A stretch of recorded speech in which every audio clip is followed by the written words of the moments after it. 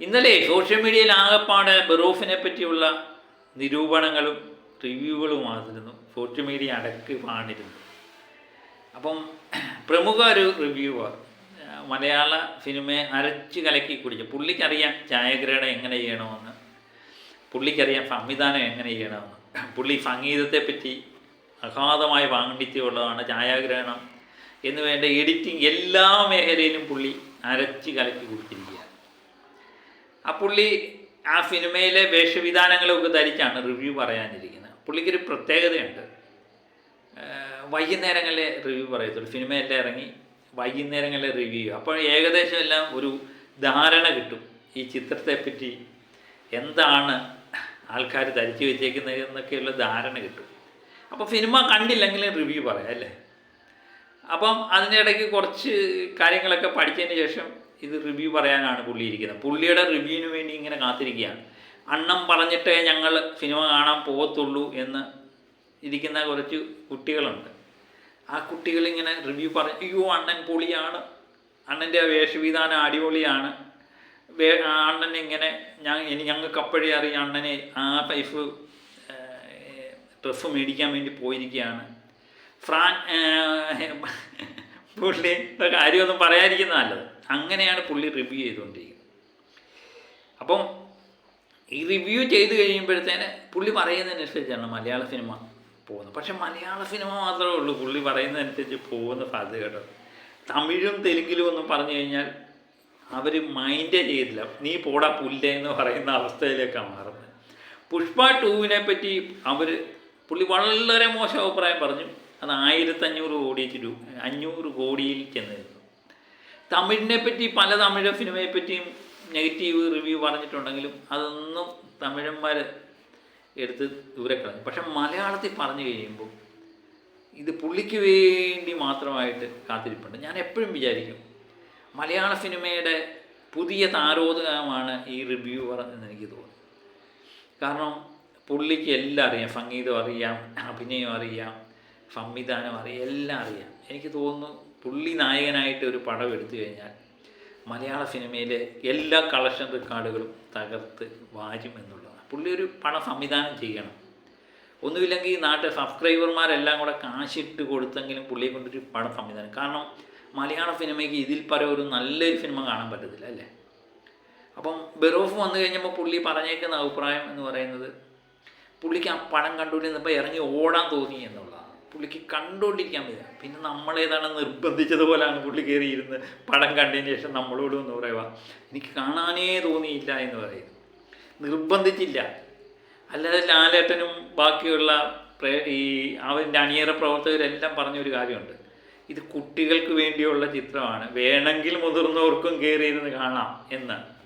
അപ്പം ഈ കിളവന്മാരൊക്കെ പോയിരുന്ന് കാണുന്നത്, നമ്മളെപ്പോലുള്ള കിളവന്മാരെല്ലാം പോയിരുന്ന് കണ്ടതിന് ശേഷം ഈ അഭിപ്രായം പറയേണ്ട കാര്യമൊന്നുമില്ല, കുട്ടികളെ അഭിപ്രായം പറയട്ടെ അല്ലേ എന്ന് ഞാൻ പറഞ്ഞാലും നമുക്കും അഭിപ്രായം പറയാം. കാരണം മാർക്കോ എന്ന് പറയുന്ന ചിത്രം ഈ 2 നിലപാടായി ഈ പുള്ളിക്ക്.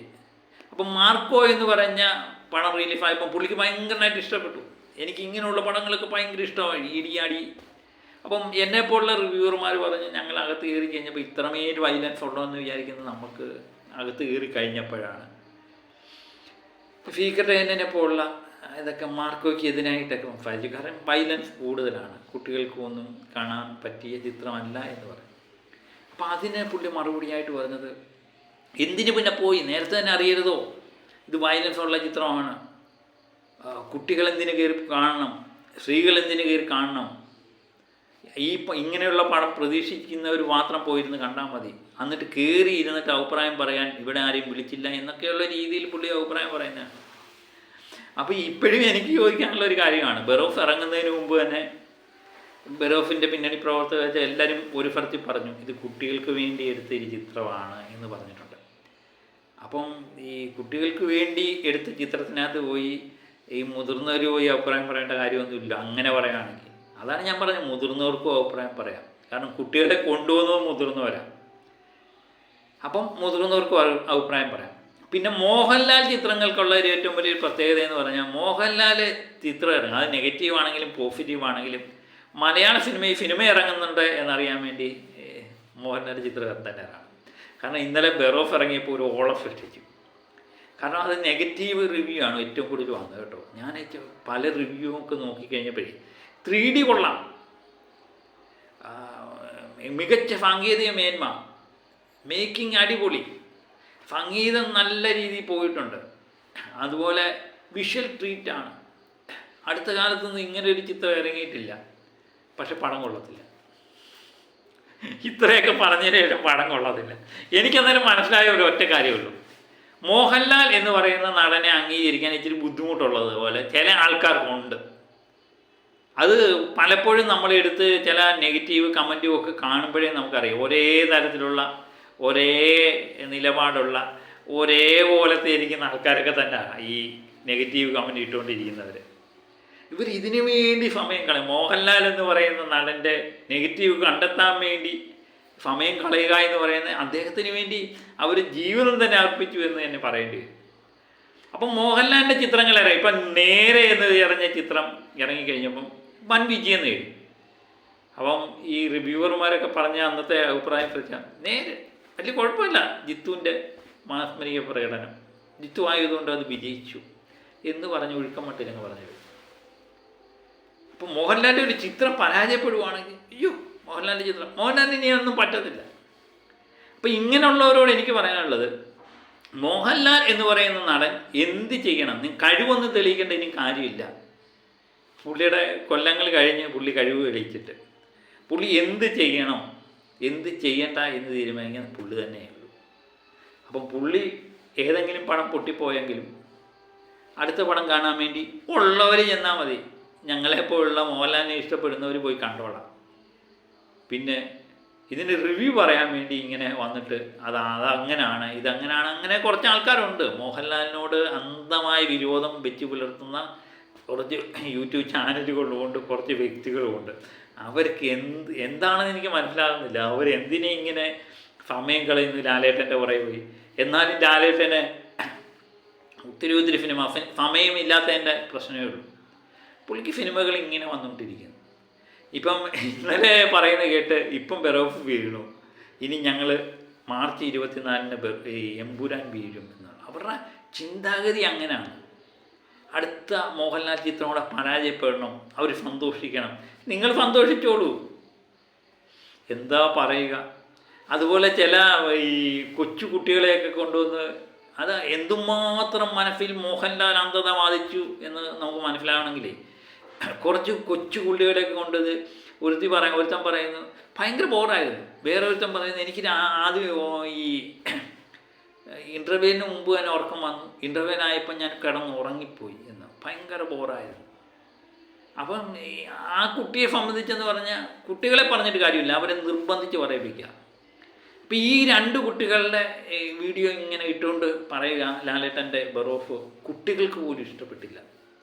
അപ്പം 1000 കുട്ടികൾ ഇവിടെ ഇഷ്ടപ്പെട്ടു എന്ന് പറയുന്ന വീഡിയോകൾ ഒത്തിരി പറയുന്നുണ്ട്, അതൊന്നും ആരും മൈൻഡ് ചെയ്യുന്നില്ല. ഇപ്പോൾ ഞാൻ ഇന്നലെ പൊതുവേ എടുത്തു നോക്കിക്കഴിഞ്ഞപ്പോഴേ ഈ പടം കണ്ടിറങ്ങി വന്ന പല ചാനലുകളിലും വന്നേക്കുന്ന അഭിപ്രായങ്ങളൊക്കെ നോക്കിയപ്പോൾ പൊതുവേ എല്ലാവരും പറഞ്ഞത് പിന്നെ നല്ല ചിത്രം, ഫാമിലിക്ക് മൊത്തമായിരുന്ന് കാണാം, കുട്ടികൾക്ക് ഇഷ്ടപ്പെടുന്ന രീതിയിൽ തന്നെയാണ് ചിത്രം ഒരുക്കി വച്ചിരിക്കുന്നത്. മോഹൻലാൽ എന്ന് പറയുന്ന നടൻ്റെ എല്ലാ കഴിവുകളും ഈ ചിത്രത്തിൽ കാണിച്ചു തന്നൊക്കെ പറയുന്ന ഫാമിലികളെയാണ് കണ്ടത്. പല ഈ ഡീഗ്രേഡ് ചെയ്യാൻ വേണ്ടി ചില ആൾക്കാർ ചെന്നിട്ട് പടം പോലും കാണാതെ ഡീഗ്രേഡ് നടത്തുന്നവരെയും നമ്മൾ കണ്ടു. ഭൂരിപക്ഷം കുട്ടികളുടെ അഭിപ്രായം ഇത് മികച്ചൊരു ദൃശ്യാനുഭവം തന്നെയാണ്. ഞാൻ നേരത്തെ പറഞ്ഞ പോലെ തന്നെ റിവ്യൂ ചെയ്യുന്നവരും പറയുന്നുണ്ട് ഇത് ഭയങ്കര മികച്ച ദൃശ്യാനുഭവമാണ്, ഇൻ്റർനാഷണൽ ലെവലിലാണ് ഈ സാധനം ഒഴുക്കി വച്ചിരിക്കുന്നതെന്നൊക്കെ പറഞ്ഞാലും പടം മോശമാണ്. എങ്ങനെയുണ്ട്? അപ്പോൾ എനിക്ക് തോന്നുന്നു ഈ സാധനം പണ്ട് വേറെ ആരോ പറഞ്ഞതുപോലെ മോഹൻലാൽ എന്ന് പറയുന്ന നടൻ ജനിക്കേണ്ട ഇവിടെ അല്ലായിരുന്നു, പുള്ളി തെറ്റായി ജനിച്ചു പോയി, പുള്ളി അങ്ങ് വിദേശത്ത് ജനിച്ചിരുന്നെങ്കിൽ പുള്ളിയുടെ ലെവൽ അങ്ങ് വേറെ ആയിരുന്നു. എനിക്കിപ്പം തോന്നുന്നു ഒരു വിദേശ ചിത്രം, ബെറോഫിനെ പോലുള്ള ഒരു ചിത്രം വിദേശ ചിത്രമായിരുന്നുവെങ്കിൽ അവരവിടെ വിജയിച്ചിട്ട് ഇവിടെ വന്നു കഴിയുമ്പം നമ്മൾ പറഞ്ഞ ലോകോത്തരം എന്ന് പറഞ്ഞ് ഇപ്പം ടൈറ്റാനിക്കും എപ്പോഴും എനിക്ക് തിരികെ തോന്നി, ഈ ടൈറ്റാനിക്കും അതുപോലെ അവതാറും ഒക്കെ മലയാളത്തിൽ ഇറക്കിയിരുന്നെങ്കിലുണ്ടല്ലോ ഇവിടുത്തെ റിവ്യൂവർമാരെല്ലാം കൂടെ അത് പൊട്ടിച്ച് കുളമാക്കിയാണ്. കാരണം ഇതെന്താ ചെയ്തു വെച്ചേക്കുന്നതെന്നൊക്കെ പറഞ്ഞുകൊണ്ട് അവർ അത് പൊട്ടിച്ചേനെ എന്നുള്ള 100% ഉറപ്പാണ്. അത് വിദേശത്ത് നിന്ന് ഇംഗ്ലീഷുകാർ ഇതിറക്കി എന്നിട്ട് ഇവിടെ കൊണ്ടുവന്ന് കഴിഞ്ഞ് അത് കണ്ടിട്ട് നമ്മൾ പറയും ഓ ബൗ. നമ്മൾ വിദേശത്തു നിന്ന് വരുന്ന സാധനങ്ങളെയൊക്കെ നമ്മൾ പോകുന്നു. മലയാളത്തിൽ അങ്ങനെ ഒരു ചിത്രം ചെയ്യുമ്പോൾ പറയും അയ്യേ എന്ന് പറയും. ഇതിൻ്റെ നെഗറ്റീവ്, ഇപ്പം ബെറോഫ് എന്ന് പറയുന്ന ചിത്രം ഇവരുടെയൊക്കെ റിവ്യൂ കണ്ടു കഴിയുമ്പോൾ ഇതിന് നെഗറ്റീവ് മാത്രമേ ഉള്ളൂ എന്ന് തോന്നുന്നു.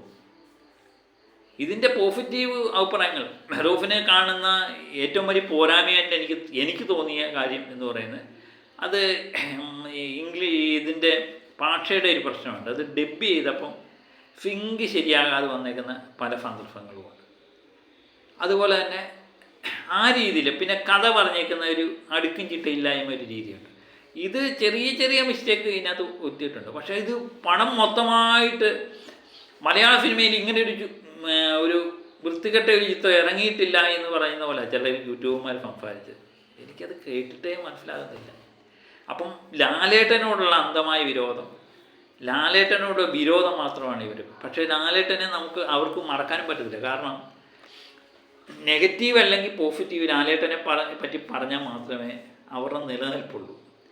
അത് ഈ പറഞ്ഞേക്കുന്ന ചാനലുകളിലേക്ക് വ്യൂസിൻ്റെ എണ്ണം നോക്കിയാലും നമുക്ക് മനസ്സിലാവും.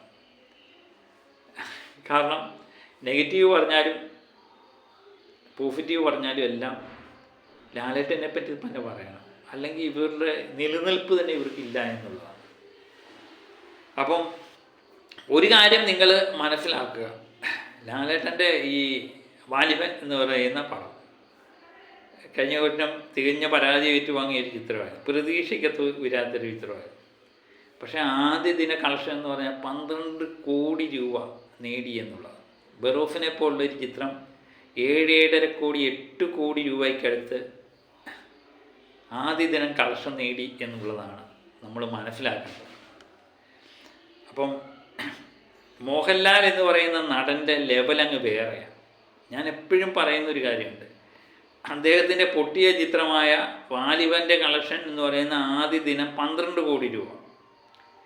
പൊട്ടിയ ചിത്രമെന്ന് നിങ്ങൾ വിശേഷിപ്പിക്കപ്പെടുന്ന ബെറോഫിൻ്റെ ആദ്യ ദിന കളക്ഷൻ 8 കോടി രൂപയ്ക്കടുത്തു. അപ്പം ഈ വിജയിച്ച നായകന്മാരുടെയൊക്കെ ചിത്രത്തിൻ്റെ അളവുകൾ നിങ്ങളൊന്ന് എടുത്തു നോക്കിയാൽ അറിയാം. അപ്പം ലാലേട്ടൻ എന്ന് പറയുന്നത് ജനങ്ങളുടെ ഇനി നിങ്ങളുടെ മുന്നിൽ കഴിവൊന്നുമിരിക്കേണ്ട കാര്യമൊന്നുമില്ല. പുള്ളി വർഷങ്ങളായിട്ട് മലയാള സിനിമയിൽ തന്നെ ഉണ്ട്. അപ്പോൾ 1-2 ചിത്രം പൊട്ടിയെന്ന് പറഞ്ഞുകൊണ്ട് അദ്ദേഹത്തിൻ്റെ എന്താ പറയുന്നത് കരിയറങ്ങ് നിലച്ചു പോകത്തുമില്ല. അദ്ദേഹത്തെ ഇഷ്ടപ്പെടുന്ന ഒത്തിരി ആൾക്കാരുണ്ട്, അദ്ദേഹത്തിൻ്റെ തിരിച്ചുവരവിന് വേണ്ടി കാത്തിരിക്കുന്നത്. അത് ഇന്നല്ലെങ്കിൽ നാളെ സംഭവിച്ചുകൊണ്ടിരിക്കും. ഇപ്പം ഈ കൂട്ടരുടെ ഒരു മനസ്സിലെ ചിന്താഗതി ഞാൻ നോക്കുമ്പോഴേ ഇപ്പം ഈ പ്രാവശ്യം ബെറോഫ് തീർന്നു, ഇനിയും മാർച്ച് 24 എമ്പുരാൻ ഇറങ്ങുന്നുണ്ട്, അതും പൊട്ടിപ്പോകും. അപ്പോൾ എന്ത് ചിന്താഗതിയാണെന്ന് ചിന്തിച്ച് നോക്കിയേ. എമ്പുരാൻ ഇനി ഇറങ്ങും, ഇനിയിപ്പം ഡീഗ്രേഡിങ് തുടങ്ങും, എമ്പുരാനെ പറ്റി ഡീഗ്രേഡ് ചെയ്തുകൊണ്ടേയിരിക്കും. അപ്പോൾ ഇവർക്ക് ഉറക്കമൊന്നുമില്ല. അവരുടെ മനസ്സിൽ മൊത്തം ഞാൻ പറയുന്നില്ല, മോഹൻലാൽ എന്ന് പറയുന്ന നടനെ പറ്റിയുള്ള ചിന്ത മാത്രമാണ് ഈ ഡീഗ്രേഡ് ചെയ്യുന്നവരുടെ അവസ്ഥയും. അപ്പം യൂട്യൂബർമാരെ തഴച്ചു കൊഴുക്കട്ടെ. അപ്പം ഇവർക്കെല്ലാം അടി കൊടുക്കുന്ന ഒരു ദിവസം വരും അല്ലേ. അത് വളരെ വൈകാതെ തന്നെ ഉണ്ടാവും. പക്ഷേ ബെറോഫിനെ പറ്റി ഇവർ പറഞ്ഞുണ്ടാക്കിയ കഥകളുണ്ടല്ലോ. എനിക്ക് തോന്നുന്നു മലയാളത്തിനോട് ചെയ്യുന്ന ഏറ്റവും വലിയൊരു പാതകമാണത്. മലയാള സിനിമയിൽ ഇന്നേ വരെ കാണാത്തൊരു ദൃശ്യവിസ്മയമാണ് മോഹൻലാൽ എന്ന് പറയുന്ന നടൻ തീർത്തു വച്ചിരിക്കുന്നത്. നിന്ദിച്ചില്ലെങ്കിലും ഈ നമ്മൾ പറയത്തില്ലേ, ഈ അഭിനന്ദിച്ചില്ലെങ്കിലും നിന്ദിക്കാതിരുന്നു കൂടെ എന്ന് നമുക്ക് ചോദിക്കേണ്ടി വരുന്നുണ്ട്. അതുകൊണ്ട് മാത്രമാണ്. അപ്പം മറ്റൊരു വിഷയമായി വീണ്ടും എത്താം. Okay, by.